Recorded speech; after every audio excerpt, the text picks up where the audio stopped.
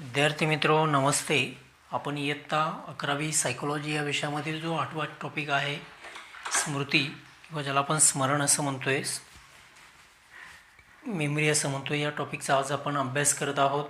या टॉपिकमध्ये आज आपल्याला मानवी स्मृतीशी निगडीत आणखी काही संकल्पना ज्या आहेत त्या संकल्पना आपल्याला समजून घ्यायच्या आहेत. यामध्ये ज्या मूलभूत दोन संकल्पना दिलेल्या आहेत त्यामध्ये पहिली संकल्पना आहे प्रकाशझोत स्मृती आणि दुसरी जी संकल्पना दिलेली आहे ती आहे अगदी जिभेच्या टोकावरची घटना. आता सुरुवातीला आपण प्रकाशझोत स्मृती म्हणजे काय हे आपण समजून घेऊया. याला आपण फ्लॅशबल्ब मेमरी असं म्हणतो. जेव्हा तुम्ही भूकंप किंवा त्सुनामीची एखादी बातमी ऐकली तेव्हा तुम्ही कुठे होता, तुम्ही काय करत होता? जेव्हा तुम्ही भूकंप आणि त्सुनामीची बातमी ऐकली तेव्हा तुम्ही कुठे होता, तुम्ही काय करत होता? ती बातमी ऐकल्यानंतर तुमच्या काय रिॲक्शन होत्या? भूकंपाविषयी, त्या भूकंपाविषयी, त्सुनामीविषयी तुम्हाला काय आता आठवतं आहे? यासारख्या घटना आठवणं याला प्रकाशझोत स्मृती असं म्हटलं जातं. जर तुम्हाला त्या भूकंपाची, त्सुनामीची जर आठवण होत असेल, त्यावेळी तुम्ही कुठे होता हे आठवत असेल, तुम्ही काय केलं हे आठवत असेल, तुम्ही त्या प्रसंगातून कसे बाहेर पडला हे तुम्हाला आठवत असेल, तर याचा अर्थ तुम्ही त्या स्मृतीवरती प्रकाश टाकलेला आहे. याला फ्लॅशबल्ब मेमरी, प्रकाशझोत स्मृती असं म्हटलं जातं. प्रकाशझोत स्मृती संदर्भामध्ये ब्राउन आणि कुलिक या संशोधकांनी ही प्रकाशझोत स्मृतीविषयी त्यांनी संशोधन केलेलं आहे. त्याला सुस्पष्ट स्मृती असंही त्यांनी त्या ठिकाणी म्हटलेलं आहे.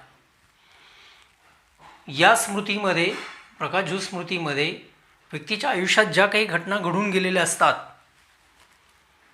मग त्या सुखद घटना असतील किंवा दुःखद घटना असतील, व्यक्ती जेव्हा त्याच्या पूर्वायुष्याकडे वळून पाहतो तेव्हा त्याला त्या घटना जशा आहेत तशा जर आठवत असतील तर त्याच्यावरती जर व्यक्ती फोकस करत असेल तर त्याला फ्लॅशबल्ब मेमरी, प्रकाशझोत स्मृती असं म्हटलं जातं. या प्रकाशझोत स्मृती संदर्भामध्ये ब्राउन आणि कुलिक या संशोधकांनी 1977मध्ये संशोधन केलेलं आहे आणि त्या संशोधनातून त्यांनी असं मत मांडलेलं आहे की या प्रकाशझोत स्मृतीची जी धारणा आहे, रिटेन्शन आहे, ती तपशीलवार एखाद्या फोटोप्रमाणे केली जाते.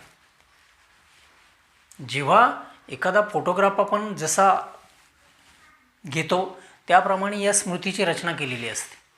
हळूहळू आपल्याला या सगळ्या गोष्टीचा उलगडा व्हायला लागतो, जाणवायला लागतो. या प्रकाशझोत स्मृतीमध्ये किंवा ज्याला आपण सुस्पष्ट स्मृती असं म्हणतोय, या सुस्पष्ट स्मृतीमध्ये ज्या काही ऐतिहासिक घटना असतात या घटनांचा व्यक्तीला प्रत्यय येत असतो, त्याला आपण प्रकाशझोत स्मृती असं म्हणतो आहे. त्यानंतर दुसरी जी स्मृती आहे ती आहे अगदी जिभेच्या टोकावरची घटना.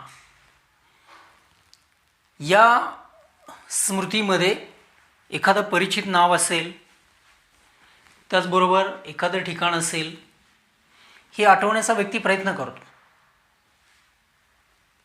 ही नावे, एखाद्या व्यक्तीचं नाव, एखाद्या गावाचं नाव, त्याला असं वाटतं की आपल्या अगदी जिभेच्या टोकावरती आहे, आपल्या अगदी ओठावरती आहे, पण ते त्या व्यक्तीला आठवत नाही आहे. आपल्याला त्या संदर्भात बरेचसे इतर काही संदर्भ सगळे आठवत असतात, पण नेमकं त्या व्यक्तीचंच नाव आपल्याला आठवत नाही.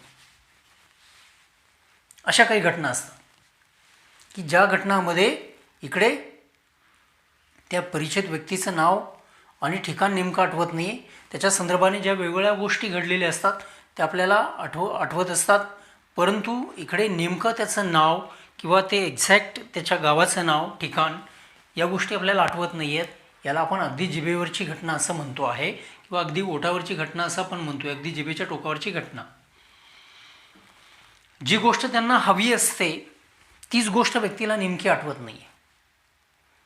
उदाहरणार्थ, तुमचा एखादा मित्र आहे आणि त्या मित्राचं नाव तुम्हाला आठवायचं आहे, त्या मित्राची सगळी वैशिष्ट्ये तुम्हाला आठवतात, पण नेमकं त्या मित्राचं नाव आणि मित्राचं गाव आठवत नाही.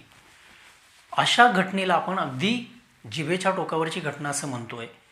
या घटना काय असतात, आपल्याला असं वाटतं की आता मला आठवतं आहे, अगदी माझ्या लक्षात आहे, अगदी माझ्या नजरेसमोर आहे, पण ते व्यक्तीला आठवत नाही आहे. त्याला असं वाटतं की अगदी माझ्या ओठावरती हे नाव आहे त्याचं, मी अनेकदा त्याचा उच्चार केलेला आहे, अनेकदा मी त्याच्याविषयी, त्याच्या नावाविषयी, गावाविषयी बोललेलो आहे, पण तरी त्या व्यक्तीला हे आठवत नाही आहे. तर ही झाली अगदी जिभेच्या टोकावरची घटना, या पद्धतीची स्मृती. या स्मृतीमध्ये व्यक्तीला जी माहिती हवी असते ती माहिती नेमकी व्यक्तीला मिळत नाही आहे. इतर सगळी माहिती व्यक्तीला मिळते, पण जी नेमकी आठवायला हवी आहे तीच गोष्ट त्या व्यक्तीला आठवत नाही आहे.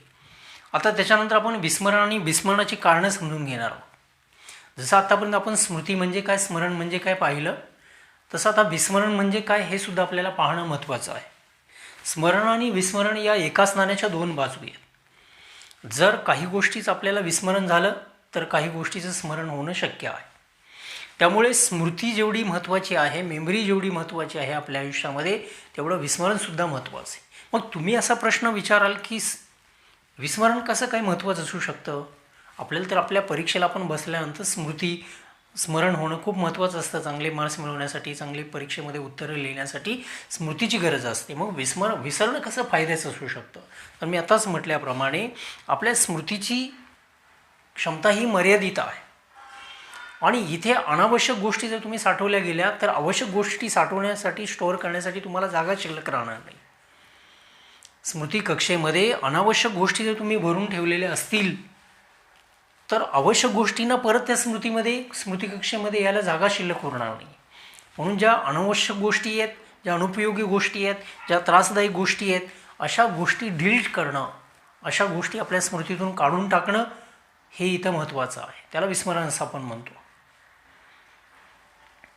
आता विस्मरण म्हणजे काय हे आपल्याला पाहण्या अगोदर इथं काही विस्मरणाचे एक्झाम्पल्स दिलेली आहेत.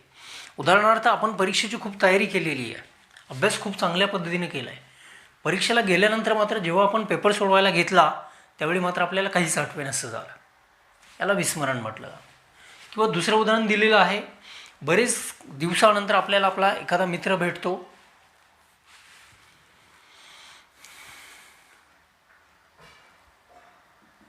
तो भेटल्यानंतर आपल्याला खूप आनंद होतो. बघा, बऱ्याच दिवसानंतर आपल्याला आपला मित्र भेटतो, तो भेटल्यानंतर खूप आनंद होतो. आपण त्याच्याशी हस्तांदोलन देखील करतो, पण त्याचं नाव मात्र आपल्याला आठवत नाही. हे झालं विस्मरण. आता अजून एक उदाहरण आपल्याला सांगता येईल की उदाहरणार्थ एखाद्या गाण्याची चाल तुम्हाला आठवती आहे, पण त्या गाण्याचा इकडे गाण्याचे शब्द किंवा बोल तुम्हाला आठवत नाही आहेत. तर हा जो प्रकार आहे, हा प्रकारसुद्धा विस्मरणाचाच आहे. हे उदाहरणसुद्धा विस्मरणाचंच आहे.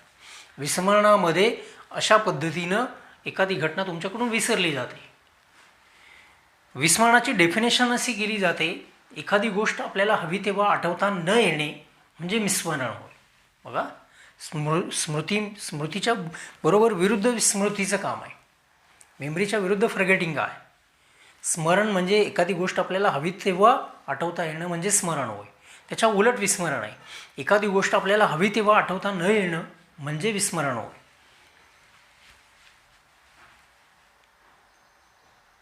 ही सगळी जी उदाहरणं घेतली आपण, ही सगळी विस्मरणाची आहेत. विस्मरणासंदर्भामध्ये एबिंगहॉस या मानसशास्त्रज्ञाने खूप संशोधन केलेलं आहे. हर्मन एबिंगहॉस याचं स्मरण आणि विस्मरणावरचं संशोधन खूप महत्त्वाचं आहे.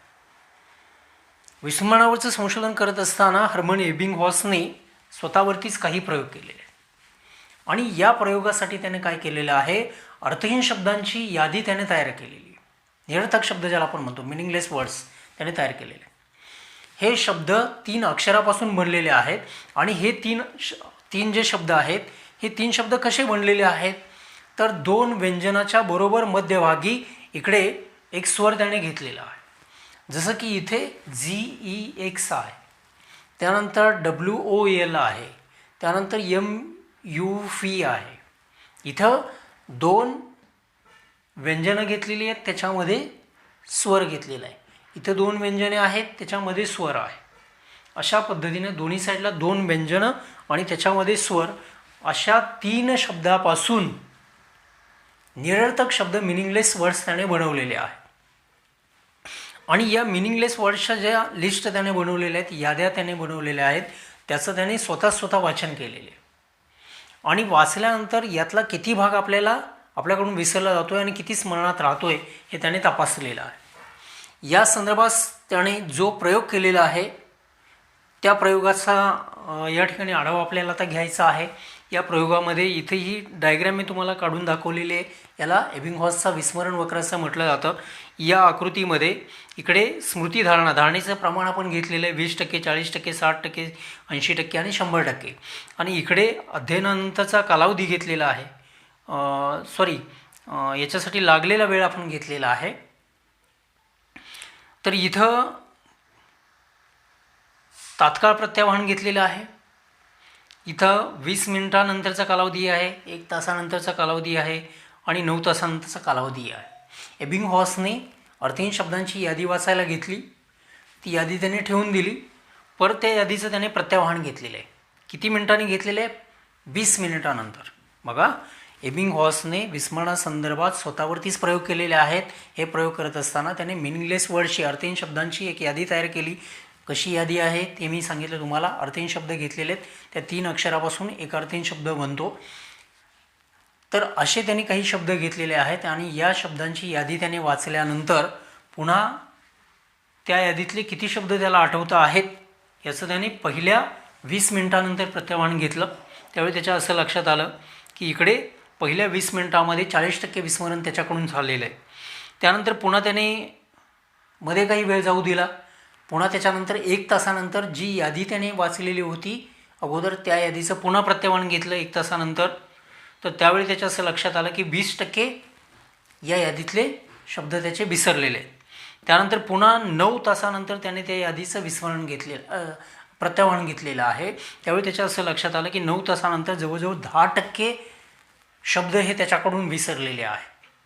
म्हणजे अध्ययनानंतरचा कालावधी जसजसा वाढत गेला, बघा, पहिल्या 9 तासापर्यंत 8 ते 9 तासापर्यंत विस्मरणाचा वेग हा प्रचंड आहे. त्यामुळे विस्मरण जो कर्व आहे तो अतिशय जलद गतीने खाली आलेला आपल्याला दिसतोय आणि त्याच्यानंतर तो मात्र समांतर झालेला आपल्याला दिसतो. म्हणजे हा कर्व, हा वक्र आपल्याला अध्ययनाचा असं सांगतो आहे की पहिल्या 8 ते 9 तासापर्यंत आपण जे कोणत्याही गोष्टीचं अध्ययन करतो त्याचा विस्मरणाचा वेग हा अतिशय जलद असतो. 8 ते 9 तासानंतर मात्र त्याच्यामध्ये फारसा फरक पडत नाही आहे. विस्मरणाची गतीमध्ये फारसा फरक पडत नाही. विस्मरणाची गती जलद राहत नाही आहे. इथं आता एबिंगहॉसने असं केलं, पहिल्या 20 मिनिटानंतर प्रत्यावाहन घेतलं, पुन्हा 1 तासानंतर प्रत्यावाहन घेतलं त्या यादीचं, त्यानंतर 9 तासानंतर प्रत्यावाहन घेतलं आणि त्याच्यानंतर पुढे त्याने 1 दिवसानंतर पुन्हा दुसऱ्याच दिवशी त्याने त्या यादीचं प्रत्यावाहन घेतलेलं आहे. यादी परत वाचलेली नाही आहे, त्यातले किती शब्द आठवतात हे फक्त बघितलं आहे त्याने. तर त्याच्या असं लक्षात आलं की फक्त 30% त्याच्या लक्षात आहे. म्हणजे 30%, 30% गोष्टीचं स्मरण त्याला झालेलं आहे. म्हणजे इथे आपण एक गोष्ट लक्षात घेतली पाहिजे की इथे अध्ययन केल्यानंतर पहिल्या 8 ते 9 तासामध्ये आपण जे वाचलेलं आहे, ज्याचं आपण अध्ययन केलेलं आहे, त्याची रिव्हिजन करणं खूप महत्त्वाचं आहे. त्याचा सराव करणं खूप महत्त्वाचं आहे. जर आपण या पहिल्या 8 ते 9 तासामध्ये जर वाचलेल्या गोष्टीची उजळणी घेतली, तीच ती माहिती रिट्राईव्ह केली तर त्याचे ठसे अधिक दृढ होतात आणि ती गोष्ट आपल्या दीर्घकाळ लक्षात राहते, दीर्घकालीन स्मृतीमध्ये संक्रमित होते. तर विद्यार्थी मित्रो, आज आपण इकडे मानवी स्मृतीशी निगडीत काही संकल्पना अभ्यासलेल्या आहेत. त्यामध्ये 2 संकल्पनांचा आपण अभ्यास केला आहे. त्याच्यानंतर आपण विस्मरण आणि विस्मरणाची जी कारणं आहेत तर त्या कारणाविषयी या घटकाचा आपण अभ्यास करत होतो. त्यामध्ये विस्मरण वक्राविषयी आज आपण माहिती घेतलेली आहे. या पुढचा घटक आपण नेक्स्ट लेक्चरमध्ये घेतोय. तोपर्यंत आपण थांबतोय. धन्यवाद.